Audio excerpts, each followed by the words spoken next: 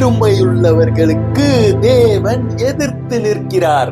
பெருமை அழிவிற்கு வழிவகுக்கும். பெருமையின் காரணமாக லூசிபர் வீழ்ந்தான். பெருமையின் காரணமாக ராஜாவாகிய நேபுகாத்நேச்சார் 7 வருடங்கள் மிருகங்களுடன் காட்டில் வாழ்ந்து புல்லை தின்றான். பெருமையின் காரணமாக ராஜாவாகிய உசியா குஷ்டரோகம் என்னும் கொடிய வியாதியை பெற்றான். பெருமையின் காரணமாக ஆமான் வீழ்ச்சியடைந்து தூக்கிலிடப்பட்டு கொல்லப்பட்டான்.